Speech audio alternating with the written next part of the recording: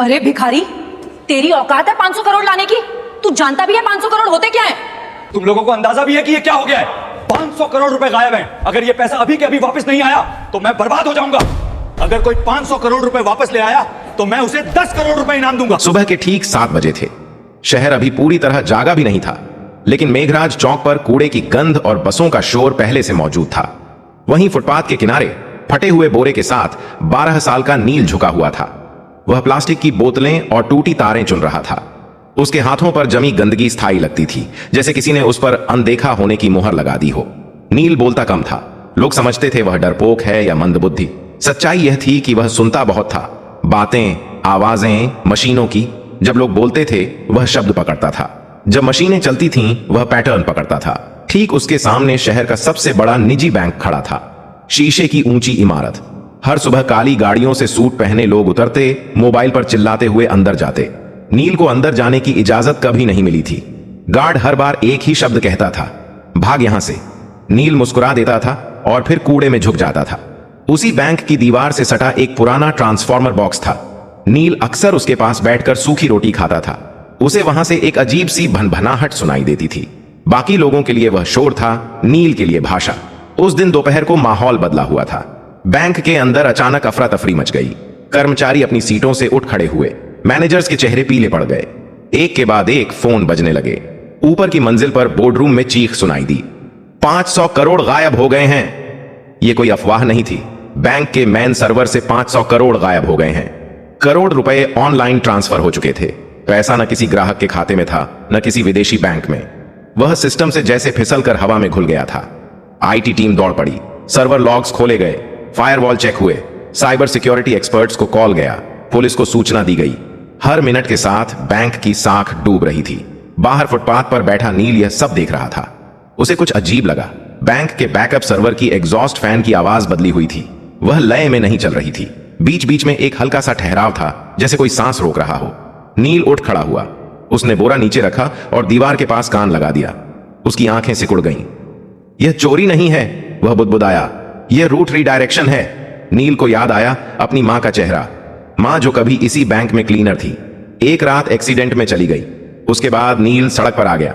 मां के पास एक पुराना कीपैड फोन था और उसमें कुछ नोट्स, नंबर नहीं, पैटर्न। नील ने जेब से वह मुड़ा तोड़ा कागज निकाला जिस पर उसने खुद से बनाए निशान लिख रखे थे। वह रोज मशीनों को देखकर नई चीजें समझता और निशान बनाता था। बैंक के अंदर घबराहट बढ़ रही थी। बाहर एक कूड़ा बिनने वाला लड़का खड़ा था, जिसकी नजरें शीशे के पार सर्वर रूम की दीवारों के आर पार देख रही थीं। नील ने गहरी सांस ली। अगर अब नहीं बताया, उसने खुद से कहा, तो पैसा हमेशा के लिए चला जाएगा। उसने बोरा उठाया और बैंक के मुख्य गेट की तरफ बढ़ गया। गार्ड ने उसे देखते ही डंडा उठाया। कहा था ना, यहां मत आना। नील रुका नहीं।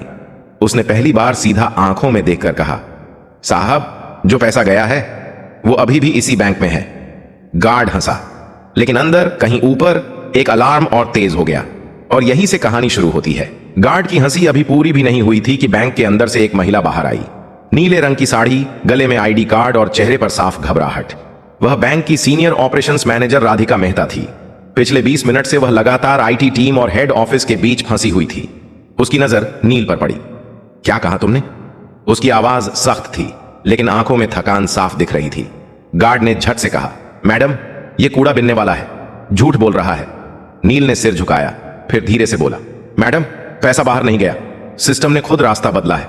अगर अभी कुछ नहीं किया गया तो 3 घंटे बाद वो पैसा अपने आप मिट जाएगा।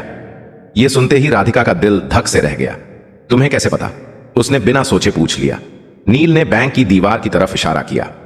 आपके बैकअप सर्वर का फैन 30 सेकंड में एक बार रुक रहा है। ऐसा तब होता है जब लोड जानबूझकर घुमाया जाता है। यह चोरी नहीं है, यह ट्रैप है।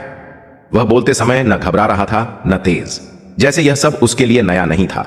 राधिका ने एक पल सोचा। अंदर आईटी हेड चिल्ला रहा था कि डेटा फ्लो समझ नहीं आ रहा। पुलिस रास्ते में थी। मीडिया को भनक लगने ही वाली थी। उसने गार्ड को देखा। इसे अंदर आने दो। गार्ड चौंक गया। मैडम, ये, मैंने कहा, अंदर आने दो। नील पहली बार बैंक के अंदर गया।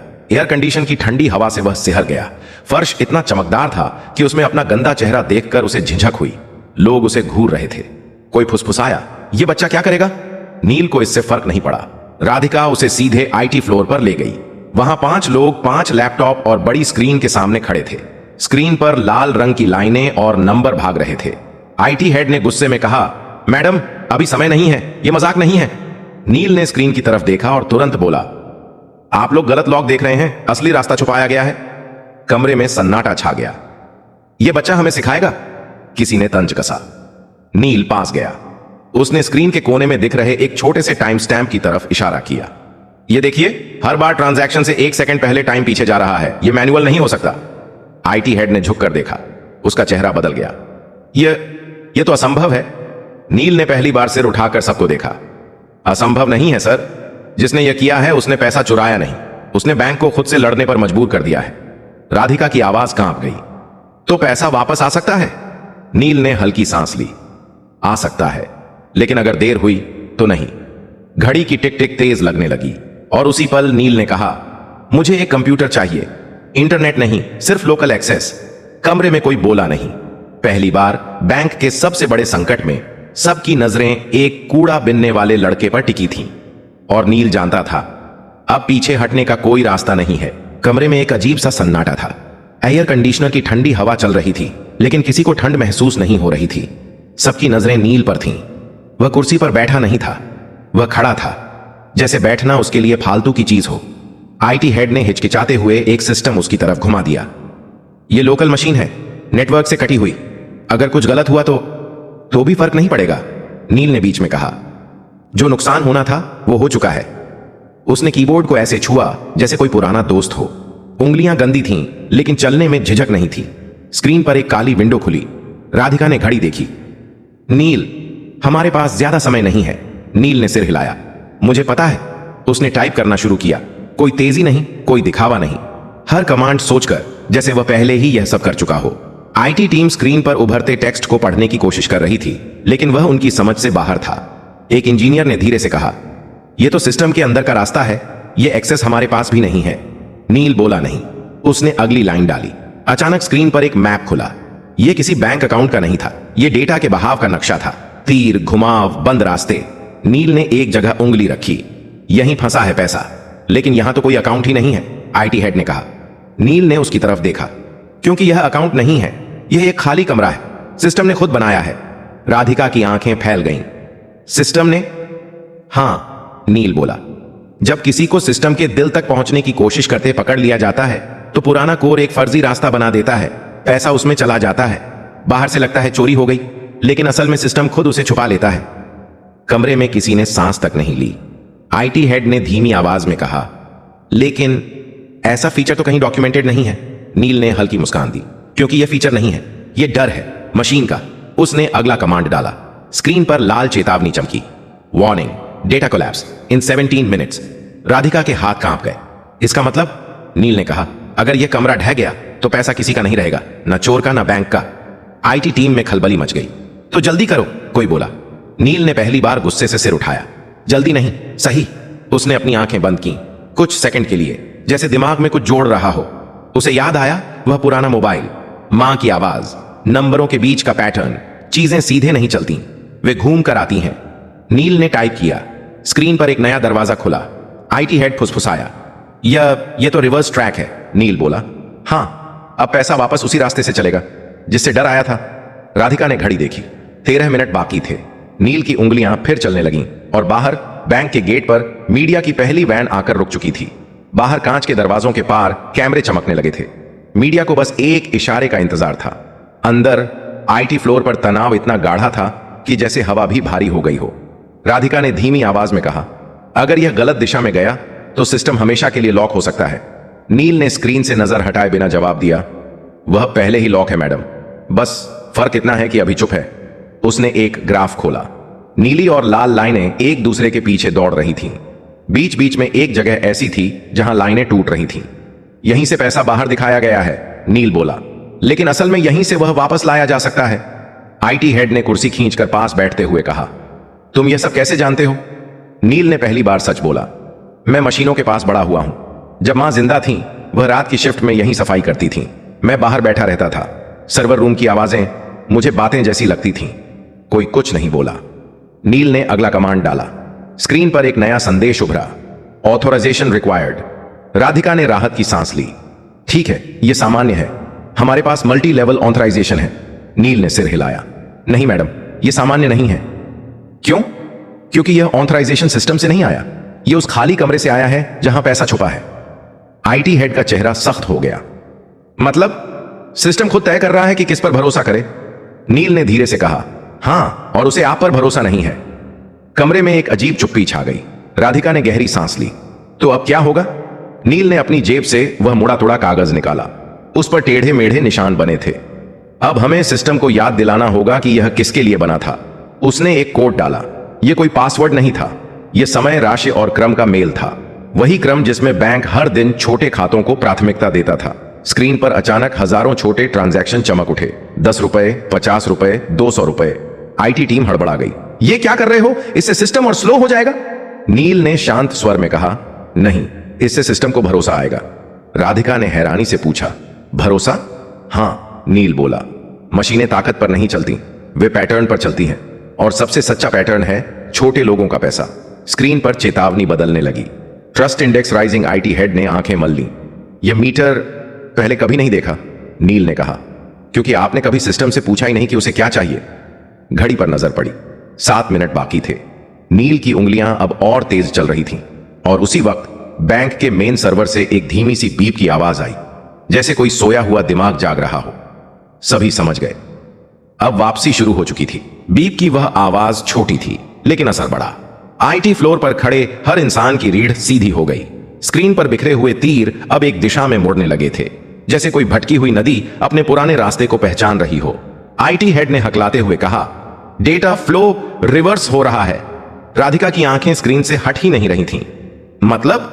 नील ने बिना रुके जवाब दिया, मतलब पैसा लौट रहा है, लेकिन अभी सफर पूरा नहीं हुआ है। स्क्रीन पर नंबर चलने लगे। 10 करोड़, 25 करोड़, 68 करोड़। कमरे में किसी की सांस नहीं निकल रही थी। लेकिन तभी एक जोर की बीप गूंजी। स्क्रीन लाल हो गई। System conflict detected. IT head उछल पड़ा। यह क्या है अब? नील रुक गया। पहली बार उसकी उंगलियां थमी। जिसने यह किया है उसे अब पता चल गया है। कौन? राधिका ने पूछा। नील ने सिर झुकाया। कोई बाहर का नहीं, अंदर का। कमरे में हलचल मच गई। लोग एक दूसरे की तरफ देखने लगे। स्क्रीन पर एक नया लॉग खुला। एक ही यूजर आईडी, एक ही मशीन, बार बार। आईटी हेड का चेहरा सफेद पड़ गया। यह तो हमारे ही नेटवर्क से है, नील ने धीरे से कहा। चोरी बाहर से नहीं हुई थी, रास्ता अंदर से खोला गया था। घड़ी देखी गई। अब सिर्फ 4 मिनट बचे थे। राधिका ने खुद को संभालते हुए कहा, नील, क्या हम इसे रोक सकते हैं? नील ने जवाब देने से पहले एक गहरी सांस ली। हां, लेकिन इसके लिए मुझे सिस्टम को पूरी तरह बंद करना होगा। 30 सेकंड के लिए। कमरे में हड़कंप मच गया। क्या? यह नामुमकिन है। पूरा बैंक ठप हो जाएगा। नील ने पहली बार सबको सीधे देखा। अगर नहीं किया तो पैसा आधे रास्ते में फंस जाएगा, ना आपका रहेगा ना चोर का। राधिका ने आंखें बंद की एक पल के लिए, फिर बोली, करो। आईटी हेड ने चौंक कर उसकी तरफ देखा। मैडम, मैं जिम्मेदारी लेती हूं। नील ने आखिरी कमांड तैयार किया। उसकी उंगलियां हल्की कांप रही थीं, लेकिन दिमाग साफ था। उसे मां की आवाज याद आई, डर लगे तो भी सही काम मत छोड़ना। उसने एंटर दबाया। पूरे बैंक की लाइटें एक साथ बुझ गईं। कंप्यूटर, एटीएम, सब कुछ। बाहर मीडिया चिल्ला उठा, बैंक बंद हो गया, पैसा डूब गया। अंदर घुप अंधेरा था। फिर 1 सेकंड बाद, 2 सेकंड बाद, तीसरे सेकंड पर एक हरी लाइट जली, फिर दूसरी, फिर पूरी स्क्रीन। सिस्टम वापस आ चुका था और इस बार पैसे के नंबर एक एक करके सही खाते में लौट रहे थे। 100 करोड़, 250 करोड़, 400 करोड़। आईटी हेड की आंखों से आंसू निकल आए। हो गया। आखिरी नंबर रुका। 500 करोड़। रिकॉन्साइल्ड। कमरे में कोई ताली नहीं बजी, कोई चिल्लाया नहीं। सब बस नील को देख रहे थे। वह कुर्सी से नीचे उतरा, थका हुआ, खामोश। बैंक का पैसा वापस आ चुका था। अब सवाल यह था, यह चोरी किसने की थी और नील सच में कौन था? कमरे में सन्नाटा था, लेकिन यह डर का नहीं था। यह उस पल का सन्नाटा था जब इंसान समझ जाता है कि अब कहानी बदल चुकी है। स्क्रीन पर हरे रंग की लाइनें स्थिर हो चुकी थीं। 500 करोड़ पूरी तरह बैंक के खातों में लौट चुके थे। सिस्टम नॉर्मल दिखा रहा था, लेकिन लोगों के चेहरे अभी भी जमे हुए थे। राधिका ने धीमी आवाज में कहा, नील, तुमने बैंक को बचा लिया। नील ने कोई जवाब नहीं दिया। वह स्क्रीन को देख रहा था, जैसे किसी और चीज की तलाश में हो। आईटी हेड ने राहत की सांस लेते हुए कहा, हमें तुरंत यह पता लगाना होगा कि अंदर से यह किसने किया। नील ने गर्दन हिलाई। सिस्टम खुद बता देगा। कैसे? किसी ने पूछा। नील ने एक आखिरी लॉग खोला। यह आम यूजर लॉग नहीं था। यह वह लेयर थी जहां सिर्फ तब एंट्री होती है जब कोई सिस्टम को धोखा देने की कोशिश करता है। स्क्रीन पर एक नाम उभरा। कोई टेक्निकल कोड नहीं, कोई फर्जी आईडी नहीं, एक साफ नाम, बैंक के डिप्टी टेक्नोलॉजी डायरेक्टर का। कमरे में जैसे हवा निकल गई। आईटी हेड कुर्सी पर बैठ गया। यह मुमकिन नहीं है, नील ने शांत स्वर में कहा। मुमकिन है, क्योंकि उसे सिस्टम की आदतें पता थी। उसने सोचा, सिस्टम मशीन है, उसे यह नहीं पता था कि मशीन याद भी रखती है। राधिका ने तुरंत फोन उठाया। सिक्योरिटी को ऊपर भेजो, अभी। कुछ ही मिनटों में उस अधिकारी को कमरे में लाया गया। चेहरा पीला, आंखें नीचे। वह कुछ बोल नहीं रहा था। राधिका ने सख्त आवाज में पूछा, आपने यह क्यों किया? वह चुप रहा। नील आगे बढ़ा, क्योंकि आप सोच रहे थे कि पैसा बाहर निकल जाएगा और सिस्टम आपको पहचान नहीं पाएगा। लेकिन आपने एक गलती की। आदमी ने पहली बार सिर उठाया। कौन सी? आपने छोटे खातों को नजरअंदाज किया, नील बोला। आपने सिर्फ बड़े ट्रांजैक्शन देखे, सिस्टम ने आपको वहीं पकड़ लिया। आदमी टूट गया। मुझे कर्ज में डुबो दिया गया था, मुझे रास्ता नहीं दिखा। राधिका ने सिक्योरिटी को इशारा किया, ले जाइए। जब वह बाहर गया तो किसी ने राहत की सांस ली, किसी ने शर्म की। नील अब दरवाजे की तरफ बढ़ने लगा। राधिका ने चौंक कर कहा, रुको, तुम कहां जा रहे हो? नील रुका। मेरा काम हो गया मैडम। काम? उसकी आवाज भर आई। तुम्हें पता है तुमने क्या किया है? बैंक, ग्राहक, पूरा सिस्टम। नील ने धीरे से कहा, मैंने सिर्फ जो गलत था उसे सही किया है। राधिका आगे बढ़ी। तुम्हें इनाम मिलेगा, नौकरी मिलेगी, पढ़ाई, सब कुछ। नील ने पहली बार हल्की मुस्कान दी। अगर आप सच में कुछ देना चाहती हैं तो एक काम कीजिए। क्या? बाहर जो बच्चे कूड़ा बीनते हैं ना, नील बोला, उनके लिए सिस्टम बनाइए, ऐसा सिस्टम जो उन्हें अनदेखा ना करे। राधिका कुछ बोल नहीं पाई। नील दरवाजे से बाहर निकल गया। वही फटा बोरा, वही गंदे हाथ। लेकिन अब बैंक की दीवारें उसे देख रही थीं, क्योंकि सिस्टम तो बच गया था। अब इंसानों की बारी थी। बैंक के बाहर शाम ढल चुकी थी, लेकिन भीड़ कम नहीं हुई थी। कैमरे अब भी चमक रहे थे। रिपोर्टर एक दूसरे को धक्का देकर आगे आने की कोशिश कर रहे थे। सबको एक ही खबर चाहिए थी। 500 करोड़ कैसे लौटे? राधिका कांच के दरवाजे के पास आकर रुकी। उसके हाथ में माइक्रोफोन नहीं था, फिर भी आवाज साफ थी। यह बैंक की जीत नहीं है, उसने कहा, यह एक बच्चे की समझ की जीत है। भीड़ में हलचल मच गई। कौन बच्चा? कहां है वो? नाम बताइए। राधिका ने दरवाजे की तरफ देखा। नील जा चुका था। उसके कदम पहले ही फुटपाथ की तरफ मुड़ चुके थे, जहां उसकी दुनिया थी। टूटे डिब्बे, प्लास्टिक की बोतलें और मशीनों की आवाजें। उसे नहीं पता था कि पीछे क्या हो रहा है, लेकिन शहर को पता चल चुका था। कुछ ही घंटों में खबर फैल गई। एक कूड़ा बिनने वाला लड़का, बैंक की चोरी, 500 करोड़ वापस। सोशल मीडिया पर सवाल उठे, यह लड़का कौन है? इसे मौका क्यों नहीं मिला पहले? हमने कितनी नील जैसे बच्चों को अनदेखा किया। अगली सुबह बैंक के बाहर एक पोस्टर लगा, अगर आप नील को जानते हैं, हम उससे मिलना चाहते हैं। उसी सुबह नील ट्रांसफॉर्मर बॉक्स के पास बैठा था। उसने पोस्टर देखा, पढ़ा, फिर नजर हटा ली। उसके लिए पोस्टर नया नहीं था, नई थी लोगों की नजर। दोपहर तक नगर निगम के अधिकारी आए, फिर एक स्कूल की वैन, फिर एक महिला जो शिक्षा विभाग से थी।